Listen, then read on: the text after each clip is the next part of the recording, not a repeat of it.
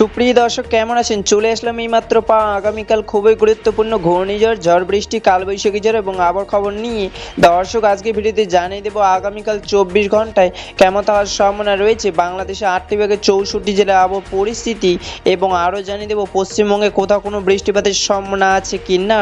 এবার জেনে নিয়ে এক নজরে। দর্শক ইতিমধ্যে গত 24 ঘন্টায় আবহাওয়াবিদ বাংলাদেশের সর্বনিম্ন তাপমাত্রা রেকর্ড করেছেন ঢাকা বিভাগে 32 থেকে 33 ডিগ্রি সেলসিয়াস, এবং আবহাওয়াবিদ আরও জানিয়েছেন ইতিমধ্যে চট্টগ্রাম, পঞ্চগড়, খুলনা, যশোর, ঢাকা, ফরিদপুর, সিলেট, হবিগঞ্জ, ময়মনসিংহ ও রংপুর জেলায় আকাশ মেঘলা এবং আগামী কয়েকদিন মেঘলা আকাশ থাকার সম্ভাবনা রয়েছে। এবং পশ্চিমবঙ্গে আবহাওয়া দপ্তর সর্বনিম্ন তাপমাত্রা রেকর্ড করেছেন হলদিয়া, বর্ধমান এবং রায়গঞ্জে 31 থেকে 32 ডিগ্রি সেলসিয়াস, এবং পশ্চিমবঙ্গে হলদিয়া, খড়গপুর, কলকাতা, বর্ধমান, বীরভূম, বাঁকুড়া, পুরুলিয়া, আসানসোল, মালদা, রায়গঞ্জ কয়েকদিন মেঘলা আকাশ থাকার সম্ভাবনা রয়েছে। দর্শক এবার সরাসরি চলে আসলাম মেঘ বৃষ্টির স্যাটেলাইট পূর্বাভাস চিত্রে, এবং এই মুহূর্তে দেখতে পাচ্ছি আজ এবং আগামীকাল 24 ঘন্টায় বাংলাদেশে 8টি বিভাগের 64 জেলার আকাশ মেঘলা থাকার সম্ভাবনা রয়েছে।